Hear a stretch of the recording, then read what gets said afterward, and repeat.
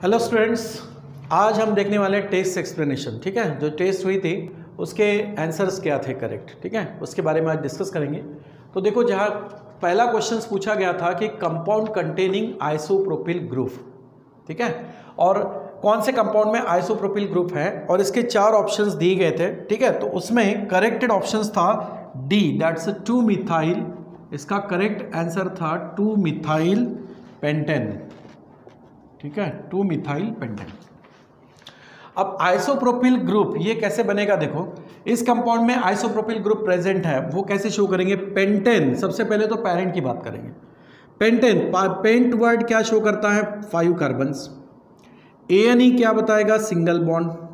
ठीक है, हो गया। अब यहाँ पर 2 मिथाइल बोला है, इसका मतलब सेकंड कार्बन पे यहाँ पर मिथाइल ग्रुप अटैच किया है। ओके, अब बाकी बचे हुए क्या करने हैं आपको, हाइड्रोजन फिलअप करने हैं। तो CH3, यहाँ एक हाइड्रोजन CH, यहाँ पर CH2, CH2 and then CH3। Okay, अब ये आइसोप्रोपिल, यहाँ आइसो वर्ड यूज करते हैं। तो आइसोप्रोपिल ग्रुप यानी क्या होता है कि सेकंड लास्ट कार्बन जो है, इसको अगर 2 मिथाइल ग्रुप अटैच है तो उसको हम आइसोप्रोपिल कह सकते हैं। ओके, अब जैसे अब यहां से अगर देखोगे 1 2 3 4 एंड 5, हम नंबरिंग IUPAC में इधर से करेंगे, लेकिन ये यहां से नंबरिंग करो, अगर इधर से करो तो ये तो सेकंड लास्ट हो सकता है। अगर हम यहां से चेन को कंसीडर करेंगे, एंड यहां होता है तो सेकंड लास्ट ये हो गया। अब सेकंड लास्ट कार्बन यहां पर एक मिथाइल ग्रुप को चेन से थोड़ा साइडवाइजली अटैच है, एक मिथाइल ग्रुप को चेन में भी अटैच है। तो 2 मिथाइल ग्रुप जब सेकंड लास्ट कार्बन को अटैच होते हैं तो ऐसे ग्रुप को हम क्या कहते हैं, आइसोप्रोपिल। यहां पर ये जो दिखाई दे रहा है, इट्स आइसोप्रोपिल ग्रुप। ओके, तो आइसोप्रोपिल ग्रुप कौन से कंपाउंड में कंटेन है या कौन से कंपाउंड में प्रेजेंट है, उसके लिए 4 ऑप्शंस दिए थे, जिसमें से 4th ऑप्शन था 2 मिथाइल पेंटेन, जिसमें क्या है, आइसोप्रोपिल ग्रुप प्रेजेंट है। ओके, समझ में आया। नेक्स्ट था in IUPAC name of neopentane is known as. अगर आप नियोपेंटेन का IUPAC नेम करते हो तो अब नियो क्या होता है, ये देखो, ये आइसो ग्रुप है। अगर इसको नियो बनाना है तो क्या करना पड़ेगा कि सेकंड लास्ट कार्बन को अगर 3 मिथाइल ग्रुप्स अगर वहां पे अटैच है, ओके, तो हम इसको कहते हैं नियो। क्या कहते हैं उसको, नियो। ओके, तो यहां पर नियोपेंटेन आएगा। देखो नियो हो गया ये, ठीक है, कार्बन अब यहां पर 3 मिथाइल ग्रुप से अटैच है। तो ऑप्शंस क्या थे वो देखना है। यहां पर ऑप्शन जो 4 ऑप्शंस थे, उसमें एक ऑप्शन था B2 डाई मिथाइल प्रोपेन। ठीक है, इसका एक ऑप्शन था 2 di methyl propane, 2 di methyl propane. अब जब प्रोपेन कहा गया है, इसका मतलब कि कार्बन की स्ट्रेट चेन होगी सिर्फ 3 कार्बन की। तो यहां पर 1, ये 2 और 1 3, यही रहेगा सिर्फ। ओके, समझ में आया। अब कार्बन की वैलेंसी यहां पर कंप्लीट करने के लिए हम क्या करेंगे, यहां पर हाइड्रोजन फिलअप करेंगे, यानी CH3 हो गया, सिर्फ हाइड्रोकार्बन है ये। ओके, कार्बन और हाइड्रोजन ही रहेंगे। अब कार्बन की यहां पर देखो, मिडिल कार्बन की 4 वैलेंसी कंप्लीट हुई है, तो ये हाइड्रोजन यहां नहीं रहेगा, इस तरीके का स्ट्रक्चर बनेगा। ठीक है, तो यहां पर क्या है, अगर हम यहां से देखें तो ये सेकंड लास्ट होगा, ये यहां से देखें तो ये सेकंड लास्ट होगा, ये मिडिल कार्बन सेकंड लास्ट हो रहा है, और ये मिडिल कार्बन एक्चुअली क्या है यहां पर कि 3 मिथाइल ग्रुप्स को क्या है, अटैच है, मतलब मोर देन 2 मिथाइल ग्रुप से ये अटैच है। तो ऐसे केस में हम क्या कहते हैं, नियो। ठीक है, अब ये नियो पेंटेन है क्या, कितने कार्बन से, यहाँ पर 5 कार्बन है। ओके, तो पेंटेन है ही, और सेकंड लास्ट कार्बन यहाँ पर 3 मिथाइल ग्रुप से अटैच दिखाई दे रहा है। ठीक है, इस साइड मिथाइल, ये भी मिथाइल, ये भी मिथाइल। अब आपने प्रोपेन पेंटेन की चेन बनाई है, सॉरी प्रोपेन की चेन बनाई, इसलिए और एक CH3 ग्रुप आया। अगर इधर चेन को बढ़ाते हैं तो 3 मिथाइल ग्रुप्स तो अटैच होती। ठीक है, तो सेकंड लास्ट कार्बन को जब 3 मिथाइल ग्रुप से यहाँ पर अटैच है, तो उसके लिए हम नियो वर्ड यूज करते हैं। ठीक है, तो ये हो गया नियो पेंटेन। 5 कार्बन तो है ही, कार्बन कार्बन में सिंगल बॉन्ड ही है, पेंटेन तो है। ठीक है, तो neo pentane it's a common name. IUPAC name क्या होगा, उसके लिए हम क्या करते हैं, कार्बन की स्ट्रेट चेन या कार्बन की लॉन्गेस्ट चेन सिलेक्ट करते हैं, फिर वो स्ट्रेट भी हो सकती है या जिगजैग भी हो सकती है। अब यहाँ पर देखो, हॉरिजॉन्टल में 3 कार्बन है और वर्टिकल में भी 3 कार्बन है, तो बेटर वे हॉरिजॉन्टल को सिलेक्ट करो। अब पोजीशंस करोगे तो ये 1 2 और ये 3 होगा। तो सेकंड कार्बन को 2 मिथाइल ग्रुप यहाँ पर अटैच है। ओके, समझ में आया। तो नाम कैसे लिखते हैं, 3 कार्बन है तो वर्ड रूट वर्ड आएगा prop, carbon carbon single bond है तो ANE, और मिथाइल ग्रुप ये सब्स्टिट्यूएंट ग्रुप होते हैं, इनको पहले लिखते हैं हम। तो मिथाइल कितने हैं यहाँ पर, 2 है, और 2 के लिए क्या प्रीफिक्स यूज करते हैं, डाई, सो डाई मिथाइल। साथ में पोजीशंस रखना होता है। सेकंड कार्बन को दोनों मिथाइल ग्रुप अटैच है, दोनों की पोजीशंस को कॉमा से सेपरेटेड शो करना है। That's a 2,2 dimethyl propane. ये हो गया इसका आयुपैक नेम और कॉमन में हम उसको नियोपेंटेन कहते हैं। ओके, समझ में आया? तो ये हो गया second question solve. Then third, the IUPAC name of C2H5CN, ठीक है, C2H5CN ये कंपाउंड है। अब इसका नेम क्या होगा, इसका आयुपैक नेम क्या होगा? देखो, आयुपेसी और कॉमन ये दो हमने नाम देखे थे। कॉमन में क्या करते हैं, जनरली कंपाउंड्स का नाम कॉमन में लिखते हो अल्किल प्लस क्लास ऐसे शो करते हैं। यहां पर अल्किल क्या है, C2H5, दैट्स इथाइल। ओके, और ये CN जो है इसका क्लास यानी क्या बोलते हैं इसको, साइनाइड। तो ये हो गया ethyl cyanide, it's a common name. लेकिन पूछा गया है आपको आयुपेसी, तो आयुपेसी नेम में हम कार्बन की जब चेन बनाएंगे यहाँ पर, तो देखो क्या होगा, CH2 है यानी यहाँ पर 2 कार्बन है और फिर से वो CN इस ग्रुप को अटैच भी है। तो चेन में देखा जाए तो 3 कार्बन आएंगे क्योंकि एक कार्बन तो ग्रुप में ऑलरेडी प्रेजेंट है ही। ठीक है, अब इस हिसाब से अब यहाँ पर क्या करोगे, हाइड्रोजन CH3, यहाँ पर आएगा 2 CH2 हो गया। अब इसका नाम आयुपेसी कैसे बनाओगे, कार्बन की चेन अगर देखा जाए तो चेन में 3 कार्बन आ रहे हैं, दैट्स अ प्रोप। ठीक है, यहां पर रूट वर्ड क्या यूज करेंगे, प्रोप। सिंगल बॉन्ड है तो क्या रखोगे, ANE। और CN जो है जिसको हम साइनाइड बोलते हैं, एक्चुअली आयुपेसी नेम लिखते वक्त CN को हम नाइट्राइल लिखते हैं। क्या लिखते हैं, नाइट्राइल। ओके, क्या लिखते हैं, नाइट्राइल। अब ये साइनाइड जो है इट्स अ फंक्शनल ग्रुप, तो साइनाइड है, फंक्शनल ग्रुप है, नाइट्राइल इसका नाम है, वो भी शुरुआत कहाँ से हो रही है, N से, that's a consonant not the oval. तो उस वक्त E को टर्मिनेट नहीं करना है और ये पूरा यहाँ पर ऐड करना है, तो क्या होगा, प्रोपेन नाइट्राइल। ठीक है, तो C2H5CN में 4 ऑप्शंस थे, उसमें जो डी ऑप्शन था propane nitrile, it's a correct. ठीक है, तो यहाँ पर इसका करेक्ट ऑप्शन है, करेक्ट ऑप्शन आएगा यहाँ पर प्रोपेन नाइट्राइल। ठीक है, प्रोपेन ये लिखना है, हाँ, प्रोपेन नाइट्राइल। समझ में आया? Then next question, next question क्या है कि the IUPAC name of compound with the structural formula. यहां पर स्ट्रक्चर दिया हुआ है और इसका आयुपेसी नेम पूछा है। सबसे पहला काम बनता है कार्बन की लॉन्गेस्ट चेन सिलेक्ट करो। अब ये स्ट्रेट भी हो सकती है या एल शेप में भी हो सकती है, जिगजैग भी हो सकती है। अब आकर अगर स्ट्रेट चेन देख ले तो कार्बन कितने आ रहे हैं, 1 2 3 4 एंड 5 कार्बन आ रहे हैं। लेकिन अगर इस चेन को हम अगर इस तरीके से, है ना, इस तरीके से एल शेप में देखते हैं तो कितने कार्बन आएंगे इस चेन में, 1 2 3 4 5 6 आएंगे। ओके, तो हमारे लॉन्गेस्ट चेन जो बनेगी कुछ इस तरह से बनेगी। अब इसका हमें आयुपेसी नेम लिखना है तो क्या करेंगे, कार्बन चेन में कितने कार्बन है, 6 हैं, उसके लिए रूट वर्ड यूज करोगे हेक्स। कार्बन कार्बन में सिंगल बॉन्ड है तो यहां पर रखोगे ANE। ओके, अब इस चेन में अटैच कौन कौन से ग्रुप है वो देख लो साइड वाइज, जैसे कि ये Cl है, यहां पर हाइड्रोक्सिल ग्रुप है और यहां पर मिथाइल ग्रुप है। ओके, तो अब इस ग्रुप के नाम हम लिखेंगे, किस तरीके से लिखेंगे, देखो कि कार्बन का जब आप नंबरिंग करोगे तो ये देखना है कि ग्रुप जो होगा वहां पर कार्बन चेन में क्लोजेट आना चाहिए, बहुत मतलब क्लोज में होना चाहिए। ठीक है, तो यहां देखो CH3 ये इस कार्बन को अटैच है, दैट्स अ फर्स्ट कार्बन, तो हम इसको फर्स्ट नंबर दे सकते हैं। इधर में CH3 ग्रुप अटैच है, लेकिन ये क्या फर्स्ट कार्बन को आएगा, क्या नहीं आएगा। इस चेन को अगर हम थोड़ा सा एक्सपेंड करते हैं, जैसे कि देखो H3C then CH CH2 CH, ठीक है, CH2 और ये है Cl, यहाँ पर है OH और इस चेन को आगे बढ़ाया गया है। अब C2H5 को आप थोड़ा एक्सटेंड इस तरह से कर सकते हो, CH2 एंड देन CH3। तो हमने इस चेन को सिलेक्ट किया। ओके, अब नंबरिंग कहाँ से हो सकता है, या तो इस एंड से हो जाएगा या फिर इस एंड से करेंगे। इस एंड से अगर नंबरिंग करते हैं तो ग्रुप क्लोज आएगा, तो हम डेफिनेटली यहाँ से नंबरिंग करना ठीक रहेगा। सो 1 देन 2 देन 3 4 5 एंड 6। अब कार्बन के चेन में 6 कार्बन हैं तो उसके लिए लिखेंगे root word hex. Carbon carbon single bond है तो ANE, हेक्सेन हो गया। अब आपको मैंने क्या कहा, यहाँ पर आपको ग्रुप शो करने हैं, ग्रुप के नाम शो करने हैं, Cl CH3 और OH। Cl के लिए क्या होगा यहाँ पर, क्लोरो, इसके लिए वर्ड क्या आएगा, क्लोरो। ठीक है, प्रीफिक्स क्लोरो यूज करेंगे। इसके लिए CH3 के लिए क्या कहते हैं, मिथाइल। ओके, और ये जो OH है इस ग्रुप के लिए प्रीफिक्स क्या यूज करेंगे, हाइड्रोक्सी। ओके, अब इनके नाम लिखने हैं और पोजीशंस भी समझ में आ रही कि क्लोरीन फर्स्ट कार्बन को अटैच है, हाइड्रोक्सिक जो है वो सेकंड कार्बन को है और मिथाइल जो फोर्थ कार्बन को है। ठीक है। लेकिन अब लिखते वक्त क्या करना पड़ेगा, अल्फाबेटिकली, जब डिफरेंट ग्रुप दिखाई दे रहे हैं तो अल्फाबेटिकली लिखना है। अब अल्फाबेटिकली पहले क्या आएगा, क्लोरो, ठीक है, पहले क्या आएगा क्लोरो, उसके बाद आएगा हाइड्रोक्सी, उसके बाद आएगा मिथाइल।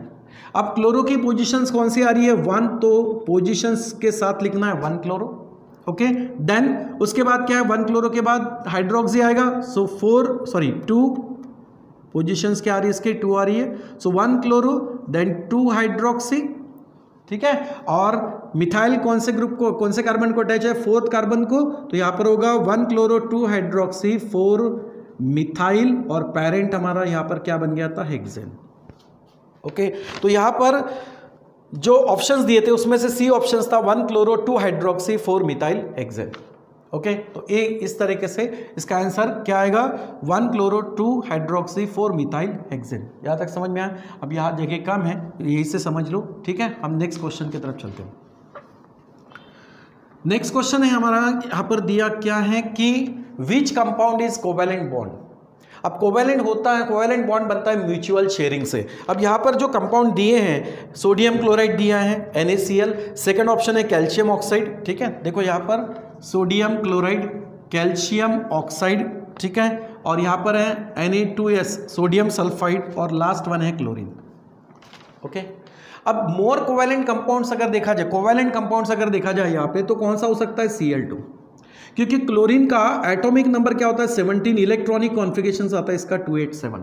अब इसको 1 इलेक्ट्रॉन की जरूरत होगी। ऐसा ही जब सेकंड क्लोरीन एटम होगा उसकी भी हालत कुछ ऐसी ही है, 287, इसको भी 1 इलेक्ट्रॉन की जरूरत है। तो करते क्या है, क्लोरीन 7 में से 1 इलेक्ट्रॉन दूसरे क्लोरीन के 1 इलेक्ट्रॉन से शेयर करेगा। अब 7 इलेक्ट्रॉन में से 1 इलेक्ट्रॉन शेयर हुआ, 6 बचे, वो 6 इलेक्ट्रॉन्स पेयरेट के फॉर्म में क्लोरीन पर प्रेजेंट रहेंगे, ओके। अब दोनों 1-1 इलेक्ट्रॉन्स को यहाँ क्या करते हैं, शेयर करेंगे, और शेयरिंग करने से हर क्लोरीन का यहाँ पर क्लोरीन एटम का ऑक्टेट क्या होता है, कंप्लीट होता है। So mutual sharing of that elements form the covalent bond. तो यहाँ पर इनमें देखा जाए तो कोवेलेंट बॉन्ड जो बनेगा वो कहाँ बनेगा, Cl2 मॉलिक्यूल्स में बनेगा, ठीक है। यहाँ पर और एक थोड़ा सा शॉर्टली ध्यान में रखना कि सोडियम, कैल्शियम, यहाँ पर सोडियम, ये सब मेटल है। जनरली कोवेलेंट बॉन्ड्स जो बनेगा वो उनके साथ बनता है, या वो ज़्यादा कोवेलेंट बॉन्ड बनाएंगे जिनको इलेक्ट्रॉन्स की ज़रूरत होती है और शेयरिंग होता है। तो क्लोरीन जैसा कि यहाँ पर इलेक्ट्रॉन्स, 1 इलेक्ट्रॉन्स की ज़रूरत है, लेकिन यहाँ पर कोई एक दूसरे को इलेक्ट्रॉन कंप्लीट ट्रांसफर नहीं कर रहा, यहाँ पर कोई मेटेलिक प्रॉपर्टी को शो नहीं कर रहा। जबकि यहाँ पर सोडियम, कैल्शियम और ये सोडियम, ये मेटेलिक प्रॉपर्टी शो कर रहे हैं। तो ऐसे केस में ना बनते हुए Cl2 के केस में यहाँ पर क्या होगा, कोवेलेंट बॉन्ड फॉर्मेशन होगा, ठीक है। तो इसका जो आंसर आएगा कोवेलेंट बॉन्ड का, वो कौन सा आएगा, Cl2 मॉलिक्यूल्स के लिए आएगा, ठीक है। नेक्स्ट क्वेश्चन है, the species having the bond angle of 120 degree अगर बॉन्ड एंगल बनता है तो सेंट्रल में कोई मेटल्स होगा या कोई एलिमेंट होगा, ठीक है। मेटल ले सकते हो, कोई भी एलिमेंट, मान लो कि सेंट्रल में कोई ए है, एलिमेंट है, और ये 3 एलिमेंट से या 3 एटम से इस तरीके से बॉन्डेड रहेगा, है ना। सेंट्रल में कोई भी एटम हो सकता है, और ये एटम अदर 3 एटम से क्या है, मान लो इस तरीके से बॉन्डेड है। तो 120 बॉन्ड एंगल तब बनेगा जहां पे बॉन्ड पेयर का रिपल्शंस मिनिमाइज होता है, और जो सेंट्रल एटम होता है इसके पास कोई लोन पेयर नहीं होती है। अगर सेंट्रल एटम के पास लोन पेयर होती है तो लोन पेयर और बॉन्ड पेयर के रिपल्शन से बॉन्ड डिस्टॉर्टेड होगा, 120 नहीं आएगा। तो ये ट्रायंगुलर और प्लेनर शेप में आता है 120 में। तो इसके एग्जाम्पल जो दिए हैं वो है PH3, BCl3 यानी फॉस्फोरस ट्राइहाइड्राइड, ठीक है, BCl3, बोरॉन ट्राइक्लोराइड, ClF3 और NCl3, ऐसे 4 ऑप्शंस दिए। इसमें बोरॉन ट्राइक्लोराइड जो है इट्स अ करेक्ट ऑप्शन। अब यहाँ पर बोरॉन का अगर एटॉमिक नंबर देखा जाए तो 5 होगा, इलेक्ट्रॉनिक कॉन्फ़िगरेशन होगा इसका 1s2 then 2s2 and 2p1, ठीक है। तो यहाँ पर क्या होता है कि अब कंपाउंड है BCl3, तो यहाँ पर सेंट्रल एटम होगा यहाँ पर बोरॉन, और अटैच एटम है Cl, ठीक है, क्लोरीन। तो 3 बॉन्ड बोरॉन को बनाने, तो उस वक्त क्या होता है कि P में जो यहाँ पर ब्लॉक खाली है ना, यहाँ पर तो इलेक्ट्रॉन की पेयर होगी, 2p में 1 इलेक्ट्रॉन होगा, ये इलेक्ट्रॉन यहाँ से प्रमोट होता है 2p में, और वैसे बोरॉन क्या करता है, 3 अनपेड इलेक्ट्रॉन्स को शो करता है, ठीक है। या फिर इसका अगर सिंपल इलेक्ट्रॉनिक कॉन्फ़िगरेशन लिखा जाए तो 2 और 3 इस तरीके से लिखोगे। तो आउटर मोस्ट शेल में 3 इलेक्ट्रॉन्स हैं, तो ये 3 इलेक्ट्रॉन्स बोरॉन 3 बॉन्ड फॉर्मेशंस के लिए यूज करता है। लेकिन इसके अलावा बोरॉन में लोन पेयर ऑफ इलेक्ट्रॉन्स नहीं है, फर्स्ट शेल के इलेक्ट्रॉन नहीं लेना है, ठीक है। फर्स्ट शेल के बाद जो इलेक्ट्रॉन लिखते हैं उसमें देखना है कि कहीं लोन पेयर प्रेजेंट है क्या। बोरॉन में लोन पेयर प्रेजेंट इलेक्ट्रॉन के नहीं है, तो दैट्स वाई यहाँ पर सिर्फ बॉन्डेड पेयर ही रहेंगे। और बॉन्ड पेयर स्पेस में इस तरह से अलाइन होते हैं कि उनका रिपल्शन कम हो, तो उस केस में BCl3 मॉलिक्यूल्स में बॉन्ड एंगल कितना बन जाता है, 120 डिग्री बन जाता है। ठीक है, तो इसका जो करेक्ट ऑप्शन है वो है BCl3 मॉलिक्यूल। ठीक है, ये फॉस्फोरस पेंटाक्लोराइड हैज, अब वहां पर हाइब्रिडाइजेशन का क्वेश्चन था और ये क्वेश्चन हमने इसके पहले लिया है। ठीक है, ये भी क्वेश्चन इसके पहले रिपीट हो गया है। तो phosphorus pentachloride has hybridization. Phosphorus का एटॉमिक नंबर होता है 15। इलेक्ट्रॉनिक कॉन्फ़िगरेशंस अगर देखा जाए तो इसका इलेक्ट्रॉनिक कॉन्फ़िगरेशंस होगा 2, 8 एंड 5। ठीक है, ऑर्बिटल वाइज कॉन्फ़िगरेशंस देखेंगे तो 1s2 देन 2s2 2p6, यहाँ पर होगा 3s2 एंड 3p3। 3d होता है लेकिन वो एम्प्टी है, खाली है। ठीक है, अब फॉस्फोरस में PCl5 देख रहे हैं तो यहाँ पर क्या करेगा, फॉस्फोरस यहाँ पर कितने बॉन्ड बनाएगा, 5 क्लोरीन के साथ 5 बॉन्ड बनाएगा। 5 बॉन्ड बनाने के लिए फॉस्फोरस को 5 अनपेड इलेक्ट्रॉन की जरूरत होगी। अब यहाँ पर 3s में इलेक्ट्रॉन की पेयर है, 3p में 3 इलेक्ट्रॉन्स यहाँ पर अनपेड है और D यहाँ पर खाली है। ठीक है, D में कितने ब्लॉक्स होते हैं, यहाँ पर 5। ठीक है, अब 5 इलेक्ट्रॉन्स उसको अनपेड चाहिए, जबकि अभी तो उसके पास ग्राउंड स्टेट में से 3 इलेक्ट्रॉन्स है। तो होता क्या है, 3s का एक इलेक्ट्रॉन यहाँ प्रमोट होगा इस तरीके से और फिर 5 अनपेड इलेक्ट्रॉन्स बनेंगे। फिर ये ऑर्बिटल्स क्या होते हैं, हाइब्रिडाइज होते हैं और हाइब्रिडाइज होने के बाद इनका रिकास्टिंग होता है और फिर बॉन्ड फॉर्मेशन। तो कितने इलेक्ट्रॉन्स हो गए, 5। अब ऑर्बिटल कौन से यूज किए, एक किया s का, 3 ऑर्बिटल्स यूज किए p के sp3 और एक ऑर्बिटल यूज किया d का। तो ये क्या शो करेगा, sp3d हाइब्रिडाइजेशन शो करेगा। ठीक है, तो उसमें जो फोर्थ ऑप्शन था sp3d hybridisation, it's correct. Okay, तो यहाँ आएगा sp3d हाइब्रिडेशन। ठीक है, ये हो गया 7th नंबर का क्वेश्चन। उसके बाद नेक्स्ट क्वेश्चन है carbon atom in compound 1,2 butadienes are. ठीक है, यहाँ पर कार्बन एटम्स कंपाउंड में क्या है, 1,2 ब्यूटाडाइन में कार्बन एटम्स कौन से नेचर में है, मतलब वहां पर दिया गया है hybridize, sp hybridize, sp2 hybridize, spn, sp2 hybridize, sp, sp2, sp3 hybridize. तो 1,2 ब्यूटाडाइन का विलेज स्ट्रक्चर देख लेते हैं। जब ब्यूट बोल रहे हैं, रूट वर्ड वहां पर ब्यूट है यानी 4 कार्बन लेना है। ठीक है, और ई नहीं बताता है डबल बॉन्ड, लेकिन उसके सामने प्रीफिक्स यूज किया है डाई, तो 2 डबल बॉन्ड होंगे। पोजीशन होंगी उनकी 1 और 2। तो मान लो ये फर्स्ट कार्बन, ये सेकंड, ये थर्ड और ये फोर्थ हो गया। तो फर्स्ट कार्बन से डबल बॉन्ड यहाँ पर मिलेगा, उसके बाद सेकंड कार्बन से भी आगे डबल बॉन्ड मिलेगा। ठीक है, लैटरल सिंगल बॉन्ड। अब यहाँ पर हाइड्रोजन हम फिलअप करेंगे, हाइड्रोकार्बन्स है तो हाइड्रोजन कितने भरोगे, 4 बॉन्ड बनाने के लिए कार्बन को अभी 2 बॉन्ड बनाना है, तो यहाँ पर होगा 2 हाइड्रोजन। इसने तो 4 बॉन्ड बना लिए, यहाँ पर 3 बॉन्ड बने, 1 हाइड्रोजन हम यहाँ पर फिलअप करेंगे और इधर में हाइड्रोजन होंगे 3। तो ये बन जाएगा स्ट्रक्चर 1,2 ब्यूटाडाइन का। अब इसमें जो कार्बन है, 4 कार्बन प्रेजेंट है, ये कौन से हाइब्रिडेशन को शो करेंगे। पहले कार्बन की बात करते हैं तो फर्स्ट कार्बन में यहाँ पर डबल बॉन्ड फॉर्मेशन हो रहा है, और जब कार्बन यहाँ पर डबल बॉन्ड फॉर्मेशन करता है तो डबल बॉन्ड के लिए ध्यान में रखना sp2 हाइब्रिडेशन। ठीक है, डबल बॉन्ड के लिए क्या होगा, generally carbon carbon double bond है तो sp2 होता है। कार्बन कार्बन अगर ट्रिपल बॉन्ड हो तो वहाँ पर sp होता है, और कार्बन कार्बन सिंगल बॉन्ड हो तो वहाँ पर हाइब्रिडेशन sp3 होता है।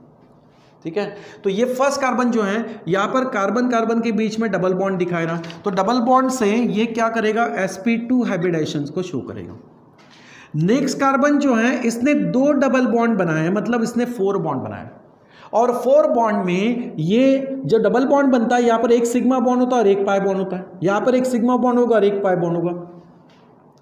ओके, तो इसने 2 सिग्मा बॉन्ड और 2 पाई बॉन्ड बनाए। अब कार्बन अपने 4 ऑर्बिटल्स को ऐसे यूज करेगा कि उसमें से 2 ऑर्बिटल का एक्सियल ओवरलैपिंग होगा, 2 ऑर्बिटल्स का वहां पर लैटरल ओवरलैपिंग होगा। ठीक है, जैसे कि अब कार्बन का एटॉमिक नंबर कितना होता है 6, इलेक्ट्रॉनिक कॉन्फ़िगरेशन आएगा इसका 2 and 4, ऑर्बिटल वाइज कॉन्फ़िगरेशन लिखेंगे 1s2 2s2 and then 2p2। ठीक है, अब यहाँ पर 2s में इलेक्ट्रॉन की पेयर्ड होगी, 2p में 2 अनपेड इलेक्ट्रॉन होंगे। तो ग्राउंड स्टेट में तो कार्बन शो करेगा कि सिर्फ 2 ही बॉन्ड बना रहा है, लेकिन यहाँ तो कार्बन 4 बॉन्ड बनाते हुए दिख रहा है। तो 2s का एक इलेक्ट्रॉन 2p में प्रमोट होगा और उसके बाद यहाँ पर 4 अनपेड इलेक्ट्रॉन्स का फॉर्मेशन होगा। ठीक है, तो ये क्या करता है, कार्बन यहाँ पर जो हाइब्रिडाइज होगा, एक यस और 3 p के ऑर्बिटल यूज करेगा तो वो हो गए sp3 हाइब्रिड ऑर्बिटल। लेकिन यहाँ पर अगर sp3 हाइब्रिडेशन होता तो कार्बन चारों बॉन्ड सिंगल सिग्मा बनाता, लेकिन यहाँ पर 2 सिग्मा बॉन्ड बना रहा है और 2 पाई बॉन्ड बना रहा है। तो होता क्या है, यहाँ पे कार्बन एक s ऑर्बिटल्स को और एक p ऑर्बिटल्स को हाइब्रिडाइज करता है, ठीक है। और यहाँ हाइब्रिडाइज करने के बाद इससे बनते हैं sp हाइब्रिड ऑर्बिटल। ये sp hybrid orbital sigma bond का फॉर्मेशन करेंगे, मतलब ये जो 2 अनपेड इलेक्ट्रॉन है, this 2 unpaired electron form the sigma bond, और बचे हुए जो 2 अनहाइब्रिडाइज ऑर्बिटल हैं, okay, this 2 unhybridized orbitals are used to form the pi bond by lateral overlapping. तो ये जो 2 हैं ये पाई बॉन्ड का फॉर्मेशन करेंगे और ये जो 2 बॉन्ड्स यहाँ पर हैं ये सिग्मा बॉन्ड का फॉर्मेशन करेंगे। तो कार्बन यहाँ पर कौन सा हाइब्रिडेशन शो करेगा, sp हाइब्रिडेशन शो करेगा, मतलब ये कार्बन जो है it shows the sp hybridization, ठीक है। नेक्स्ट, ये कार्बन क्या कर रहा है, सिंगल बॉन्ड, लेकिन यहाँ पर क्या है, डबल बॉन्ड फॉर्मेशन कर रहा है। तो जब कार्बन डबल बॉन्ड फॉर्मेशन करे या डबल बॉन्ड बनाए तो उस वक्त उसका हाइब्रिडेशन क्या होगा, सिमिलरली sp2 हाइब्रिडेशन, जैसे कि ये फर्स्ट में किया था, ठीक है। क्योंकि अगर CH2 का देखा जाए तो यहाँ जैसे इसने डबल बॉन्ड बनाया है, इसके इधर हाइड्रोजन के साथ तो सिंगल बॉन्ड ही बनाया, वैसे ही इसका भी नेचर है। और ये अगर कार्बन की बात करें तो यहाँ तो चारों बॉन्ड सिंगल ही हैं, तो ऐसे केस में कार्बन sp3 हाइब्रिडेशन शो करेगा। मतलब यहाँ पर ऑप्शंस क्या होगा कि sp, sp2 and sp3 hybridisation, sp, sp2 और sp3 हाइब्रिडेशन शो करेगा, ठीक है, समझ में आया। चलो नेक्स्ट क्वेश्चन है,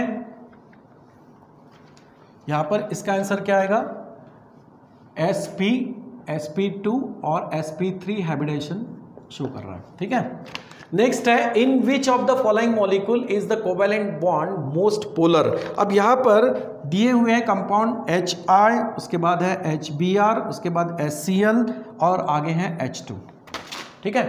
पोलैरिटी बनने के लिए क्या होना चाहिए, यहाँ पर इलेक्ट्रोनिगेटिविटी डिफरेंस जितना ज़्यादा रहेगा उतना वो बॉन्ड क्या होगा, पोलर होगा। तो इलेक्ट्रोनिगेटिविटी का मतलब होता है इलेक्ट्रॉन अट्रैक्ट करने की कैपेसिटी उसमें ज़्यादा होनी चाहिए। जैसे कि यहाँ पर आयोडीन, यहाँ पर ब्रोमीन और यहाँ पर क्या है, क्लोरीन। तो chlorine is more electronegative than bromine and bromine is more electronegative than iodine. Chlorine से भी मोर इलेक्ट्रोनिगेटिव होता है फ्लोरीन, ऑक्सीजन, ठीक है, ऑक्सीजन उसके बाद में फ्लोरीन। तो फ्लोरीन मोर इलेक्ट्रोनिगेटिव है, लेकिन अब यहाँ तक बात है तो क्लोरीन, ब्रोमीन और आयोडीन की है। तो chlorine is more electronegative than bromine, bromine is more electronegative than iodine.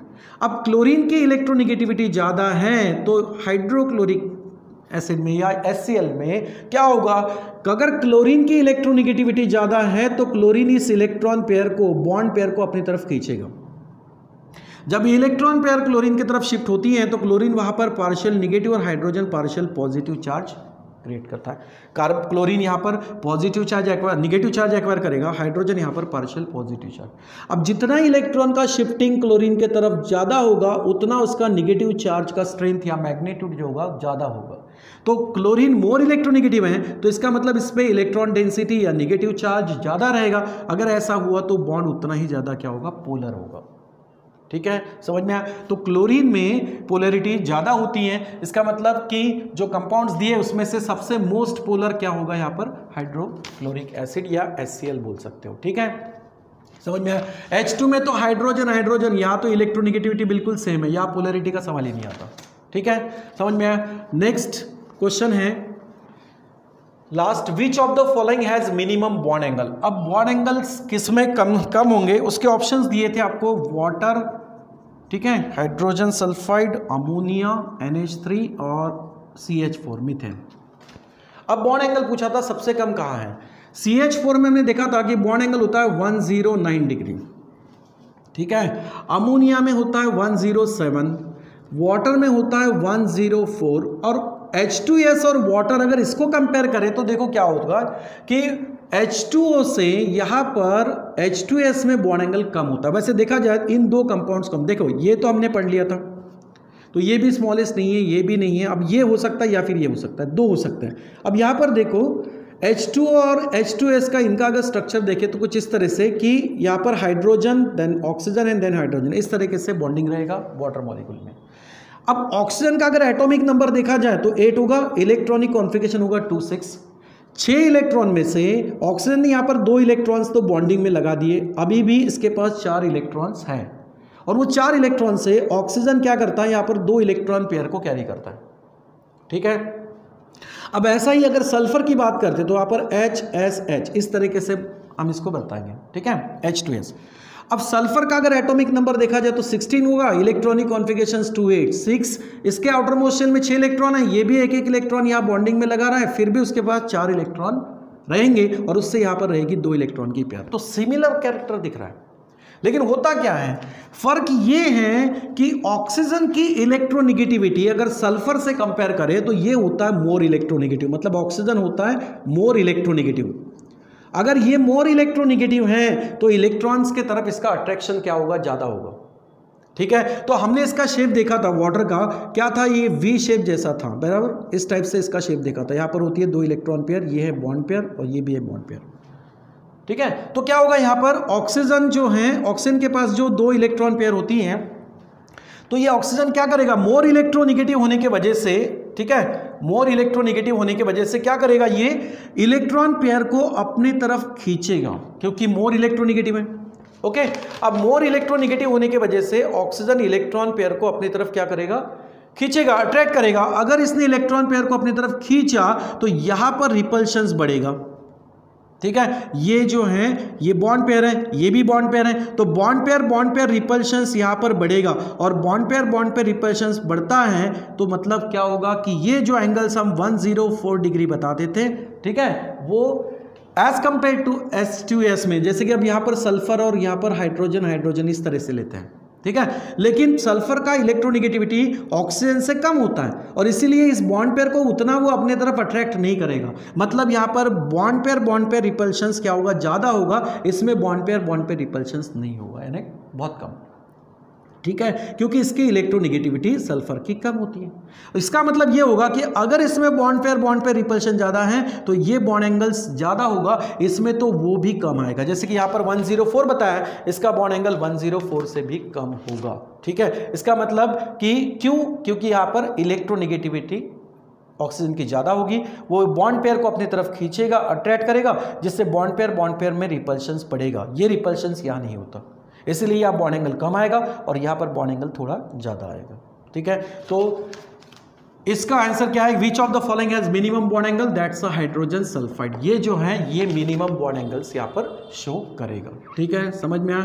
तो इस तरीके से उस टेस्ट के 10 जो क्वेश्चंस पूछे थे उसके ये आंसर्स हो गए। ठीक है, नेक्स्ट टेस्ट जब होगी तो उसका एक्सप्लेनेशन हम नेक्स्ट टाइम देखेंगे। ठीक है बेटा, चलो, थैंक यू।